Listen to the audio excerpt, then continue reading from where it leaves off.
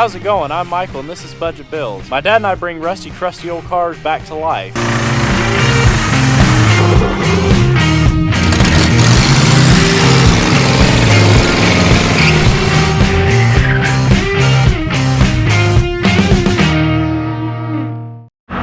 What's happening, Budget Builders, and welcome back to the channel.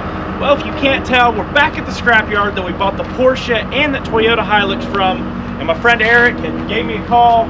A local, I guess, junkyard or tow yard had these three cars for a while. It was time to get rid of them. With scrap being up, they brought them in, but of course we want to save them. So we have two 3 Series and a little Alfa Romeo. We're going to get them drug home. Let's see if we can get these things to run. All right, so the first of our 3 scrapyard saves we're going to attempt to try to get running is this 1981 BMW E21 320i. So from what I understand on this car, as you can see here,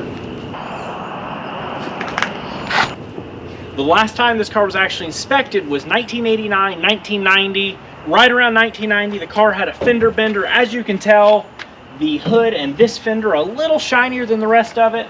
From what I can tell, the frame is super straight. It was just a little bunk, and I think they replaced the hood and stuff. And obviously they used a little bit better quality paint than the rest of it. Now it's still really nasty, but it's better shape. Hopefully the whole car will clean up and we can get it all to match pretty nice. From what I've been told, the car's been sitting since probably late 90s, early 2000s. And let's see if we can get the thing to run. Now this car is showing 142,000 miles. The interior, I would say, matches out. There's one little tear in the seat, but it's actually really clean. As far as under here, you can see the bork probably wasn't too bad. You can tell that that was an older repair that's been done for quite a while now. But this engine is exceptionally clean under here, other than a little bit of a mouse nest here and there. Nothing looks terribly, little chewed on, but thankfully not too terribly bad. And I actually popped this guy here, and look how incredibly clean the internals on this engine are. Our wires look good. They're a little eaten up from little mice, but not too bad. If we got a jumping out issue, we know what's going on there. And I went ahead and let's throw our hand. Check that out. Nice. Turns over nice and freely for us, which is a good sign. First thing I do want to do though is we always want to go ahead and pull those spark plugs. Let's put a little bit of Marvel Mystery or some fogging oil down in there so we know we have some nice lubrication on that top in case we have a little bit of surface rust going on there. And then we can start checking everything else out and seeing if we can get this gal to run. 13/16 plug socket. Our first cylinder looks exceptionally good. It obviously was maybe running a little on the rich side. Mighty Power Core. That's an old goofy spark plug. The Mighty Power Core for your BMW. Wait, this is a Japanese car. Another pretty attractive spark plug. Pretty attractive, you know what I mean. Whatevs.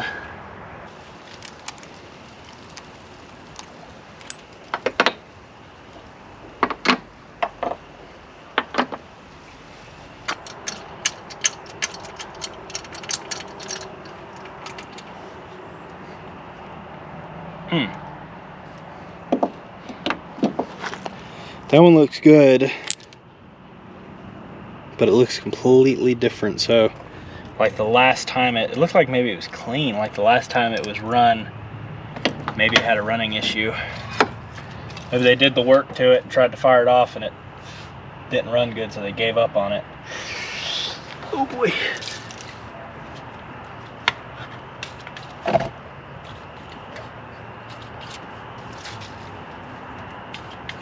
Obviously, let's get this battery pulled out of here. This is an old Duralast. It's probably older than I am. Oh my. And while we're here, let's make sure there's no big rat's nest in this air box. Really clean in there. Cool deal. Now, when I was at the junkyard, I pulled this dipstick to check the oil, which was clean. And now it doesn't go back in.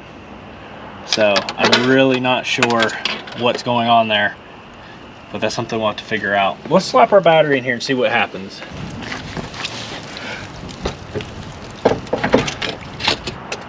Oh, got a little sparkage there. Let's see what we got. Check it out. So the key was on, obviously, for steering. Fuel is showing like it's got some in there. We got a clock, oil pressure light,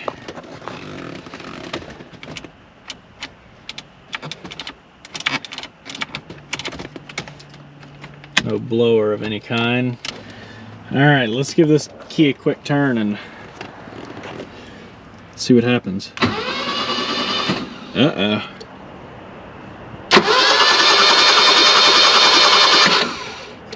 Sounds really nice. It's a good sign. Obviously, we don't have any spark plugs or anything in there. This thing is grody. So while I was sitting here, I gave this brake pedal a few pumperoonies, and I'm not gonna lie, I think this is one of the first cars I've ever done that had brakes. I don't know that they're good brakes, but there's some pedal there. We might have some brakes somewhere in this car that works. That'll be nice. All right, I've got one spark plug here. Let's go ahead really quick with our plugs out and everything and verify we have fire. That's gonna be one big thing. Obviously with this car, it's all electronic ignition and everything.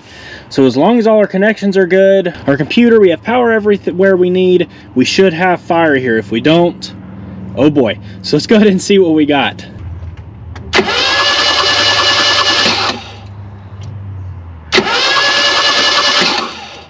Yes, super nice.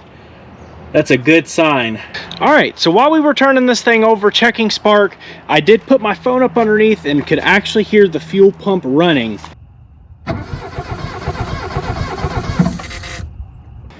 Now what's nice is you can tell there's not a ton of moisture here, and surprisingly it smells pretty good. So I'm thinking that they drained the tank or left it completely empty, because I don't really smell any fuel at all there. So hopefully that's a good sign, and which sometimes it is, sometimes it isn't. A lot of times you want to leave your fuel tank full, so because any kind of open air you have in your tank is going to let moisture create condensation and moisture inside, and that's going to rust your tank out. So we might have issues there. Hopefully not. It does have an external fuel pump, so we can at least get to that. It obviously, while we turned it over, you could actually hear the fuel pump running. It sounds dry, so let's try to get some fuel in there. And I also want to, I don't want to take a chance of tearing anything up. I know a lot of people just fire stuff up, but I like to change oil on all of my engines before we crank them. So I'm going to go ahead and run to the store. We'll grab some gas, we'll grab oil and filter. I'm going to get that changed in this car so we know everything looks good there.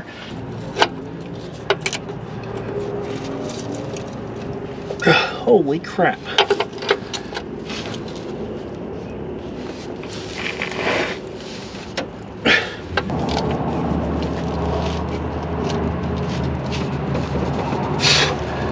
Holy crap! Dang gorilla put this on last.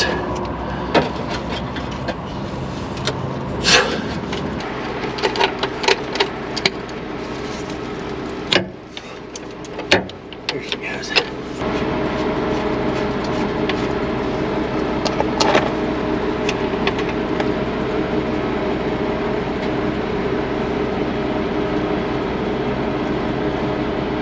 All right, so thankfully our oil looks excellent. No metal shavings or anything down in the bottom of the pan here.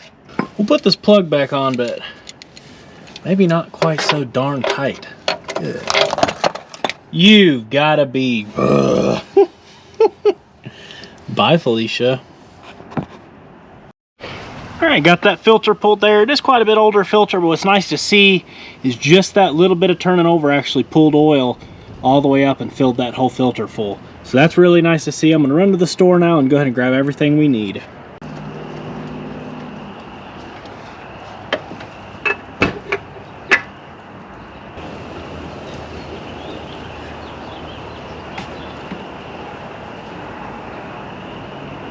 All right, there you have it.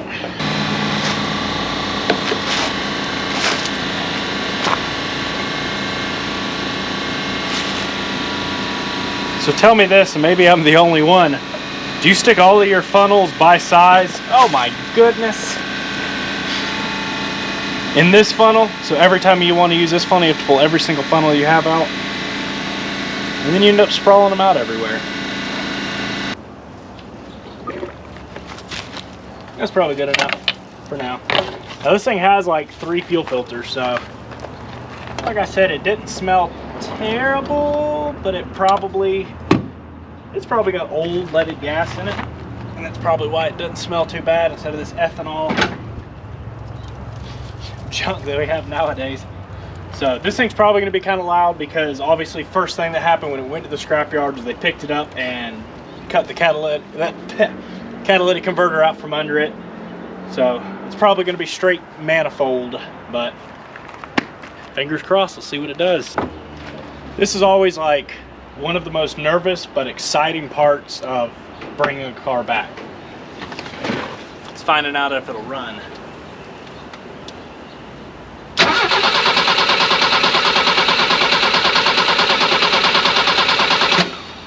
Obviously gonna have to let that oil prime and the fuel prime.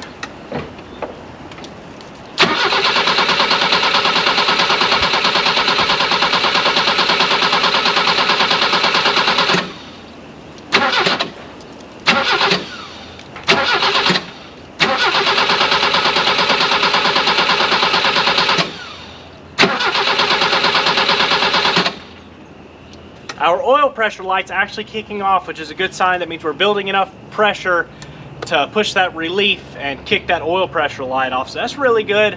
But let's go ahead and break one of our lines loose up front here and see if we have any fuel coming to the front. I don't know if this is the return or the in or what, but oh, we've got some weepage. Oh my goodness. Got some weepage. It's got pressure on it. Smells not very good.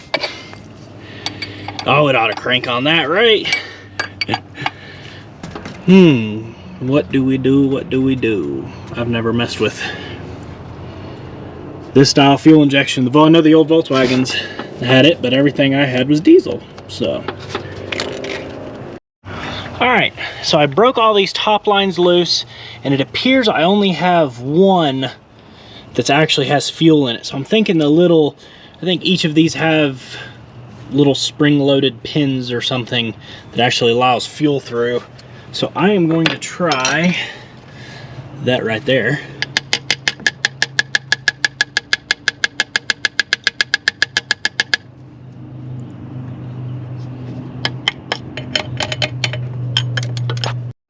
All right, so I wanted to get an idea of how this actually functions, and thankfully, sitting in the back of the trunk was this fella. This is that main CIS distribution block and everything. And looking at it, it looks like it pulls vacuum, which opens the Hob and Fluber McBob that pushes fuel up here. Now, there's probably a reason this was in the trunk. So, I went to reach down up in here, and this thing was completely stuck. I pushed it as hard as I could, barely started moving it, and it started spewing fuel everywhere. So that is our issue. Apparently, you would think it'd give a little bit of fuel at idle and be fairly close, but it actually does pull it just a little bit, and then obviously as you rev it up, the more vacuum you pull, the more that actually opens. So that right there is our issue. What I need to try to do is get this boot off so I can try to free it up. And obviously if we can't free it up, we have one right there that might possibly work. So I'm gonna go ahead and try to get this boot off here so we can see if we can start getting this thing working for us. So I like and I don't like when you do this. I just noticed a fancy little Stanley screwdriver, which means somebody was working on this and they forgot their screwdriver in there. But a free screwdriver, that's always nice. All right, so without removing the intake, I was actually not able to remove this boot. What I did was push it down and pull it over a little bit so I could see that top, because I was actually, once I pushed up pretty hard, I got the actual float there to free up. And then what I did was used this dipstick to push down on it, then I push it back up. What the? PB blaster in my face. Okay. So what I did was just work that back and forth, sprayed some PB blaster on it. It's free. It's not super duper free. We'll see if it wants to try to rev way up, then obviously we'll have to potentially take this thing apart. I noticed the other one had some painted bits that this one doesn't, so maybe at some point in time this fuel system was actually rebuilt here. But we've got fuel to it. We now have fuel going to the injectors. It smells like butt, but I don't know, it might run. A lot of the times this fuel injected stuff will run on stuff that surprises you. That's not like straight nasty fuel. Obviously we mix that fresh in, so hopefully we've got a good, you know, 82 octane or something in there that this thing will run on.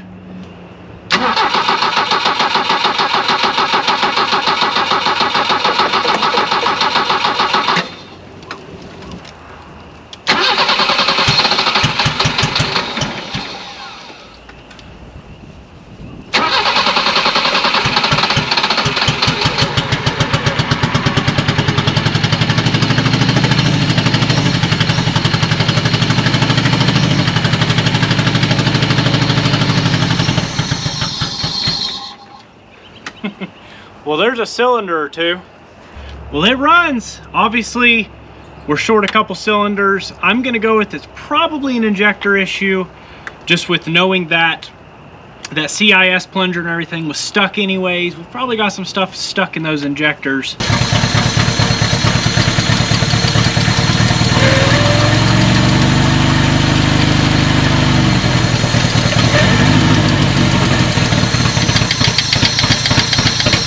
You can see, beating around on those injectors a little bit, we picked up a couple cylinders and then we dropped one. I think we're at 3 cylinders. I think we're still on and off picking that other one up. Obviously, like I said, we're straight manifold here where they cut that catalytic converter off, so it's a little noisy. All right, with a little more looking around, I noticed this. And 2 plug wires, 2 and 3 were backwards, and this is a replacement head. Like, that's why I said it looks so clean in there, and that's because it's brand new. So I wonder if something broke when this was in that little accident, broke something off the head or something, because you can see it got crunched right there and they had to replace it, or busted the radiator and left it running. And they had a new head put on and never could get it to run right, because it sure don't run right now. Let's start from square one and go ahead and check that compression, see where it stands, and then we can go from there.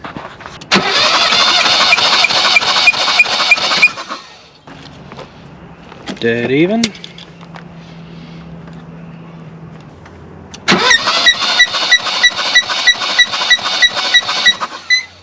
Weird sounding gauge. About the same. So I got that valve cover pulled off. And look at that head and valve train. I mean, that thing is gorgeous. So, what I went ahead and did is rolled my cam lobes until they were facing down, which tells me both valves are fully closed, which tells us we're on our compression stroke. And at that point, back here, I don't think you'll be able to see, but I rolled it around in this little notch and there's a line which is... Alright, with the timing marks being good and everything, I'm not incredibly concerned with our compression at this point. It was all dead even, 120, 125, extremely close. That is on the low side. This is a crappy little gauge, but the biggest thing is our numbers aren't super far out. We have pretty nice even numbers. Now when you get one that's 15 to 20% higher or lower than the other ones, that's when you really want to start worrying. What I think we have going on here is we haven't run it that long. The more we run it, the better those rings will seat in, the valves will start seating better, and I think that'll actually bring our compression up. But at this point we haven't run it enough to the point where I'm really concerned with those compression numbers. Now, nothing seems to leak by. The valves look super good. Everything's nice and snug here. So I don't see us having any issues up here. And they're good enough that I don't think we have a dead cylinder. What I think most of it's going to be is either the CIS block right there or our injectors. I think our next step is actually going to be to pull all 4 of these injectors out, set them in their own individual cups, turn this thing over, and see how it all looks, how the spraying all looks. Alright, so what I've gone ahead and done before getting too crazy is we pulled all of our injectors, and those you just take loose from the hard lines, give them a good yank, and they pop on out of there. The seals aren't the greatest. I will have to order a set of those. But what I did was actually pulled them out, and you can see they're just nasty. And I took a little brass wire brush and just gave them a little cleaning. Obviously what you do with these is you back flush them, but I want to verify that the issue, I wanted to verify that the issue wasn't down in here with that distribution block.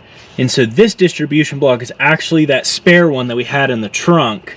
And the reason I went ahead and replaced it is this thing is gross. It is crusty and wasn't circulating right. The plunger was stuck wide open. And plus I wanted to kind of dig in and get an idea of how these worked anyways. It's a pretty cool little system. All it is just that you have constant fuel pressure.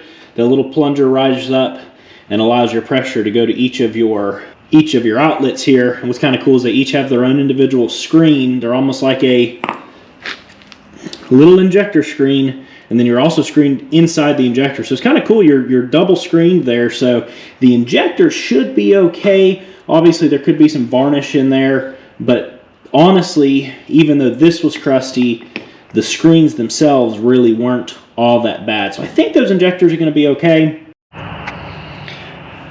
Alright, so with each of those sitting right there, let's go ahead and turn the car over and see how our fan looks.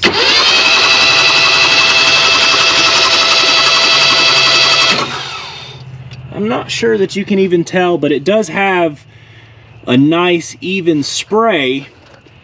For the most part, they're not completely perfect.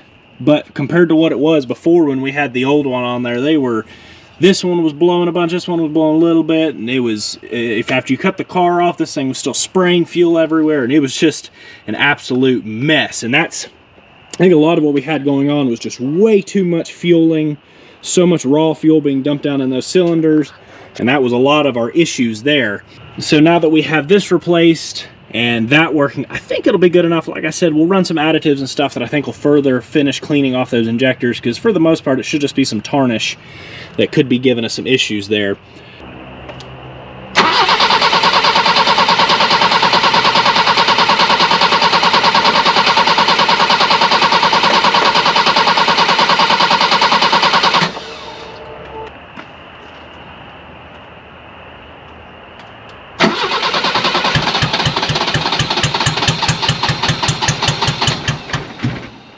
Go ahead.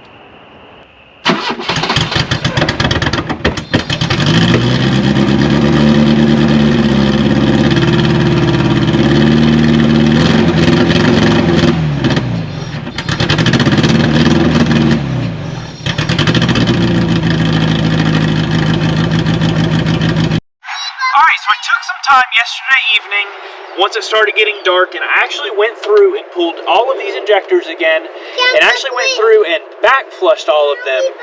They have their own little, they each have their own individual little screens that actually get clogged up and were clogged up, so we back flushed those. Alright, so as you can see, what I'm actually using here is this little piece of tie wire, and I put this in my mouth and pry open the injector needle here on the end, and then wrap that little guy around there, and then I blast it back through with brake cleaner, and then we give it a couple blasts. And what we're actually doing is there's a screen in there, and we're blasting everything out of that screen, trying to get these injectors cleaned out the best we can. They may just need to be replaced, but I'd like for this thing to be able to run the best it can on these. And then I also spent a little bit more time going through and checking for any vacuum leaks, because this thing is actually vacuum actuated. If you have any kind of vacuum leaks, that's going to give you trouble. So I actually went through, we taped up some bad spots, and I did find one little port under here that actually had nothing on it. So once we did that, it fires up and it actually sounds a lot better. Now it is cold right now. We have not run it. We rolled it down the hill here. Let's fire it off, see how it runs, and see if it'll drive. We have some brakes. I think there might be one brake in this car working. The clutch is slow to actuate, but it does actuate. I've got my little people with me. They wanted to go, you can hear them in there, they wanted to go for a ride with us. Let's buzz it around really quick and see what it does. Belle, get in the front seat. Mommy's going to record. So, Belle, get in the front seat.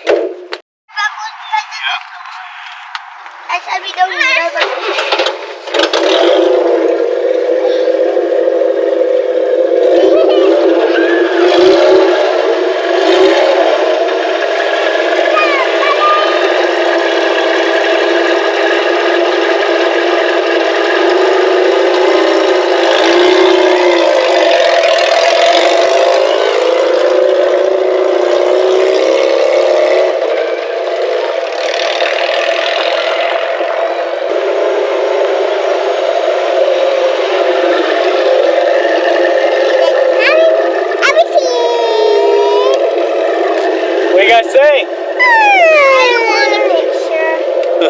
You don't want a picture? Who wants to drive now? Me.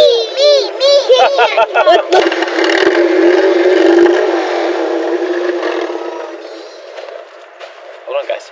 So as you can hear, we actually do have a little bit of fuel starvation still going on, knowing we have the screen that we have not Yeah, baby. No, we have the screen. Oh my. You're ripping it apart. Knowing we actually do have the screen in the tank, and then 3 other fuel filters, and the injectors probably need replacement. I think that's what we have going on. It runs super smooth, super clean. It just cuts out over 3,000 RPM or so you can't really get on it. And obviously with these little people in the car, we don't want to anyways. But they wanted to run around a little bit more, so we're gonna do that.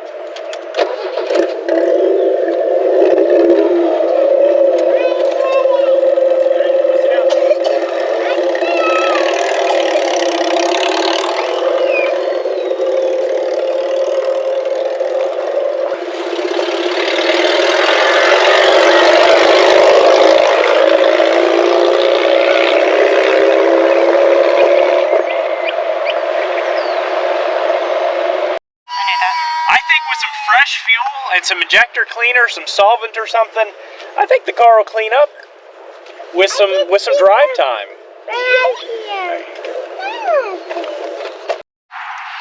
Hey y'all, if you've tried in the past to get on our website and it didn't work for you, we did have some hackers get in there and messed it all up, but thankfully my friend Cody from Broke Premier went on there. He's the one who actually created the website, fixed everything back up. So if you guys want to jump on there, pick you guys up some stickers, some decals.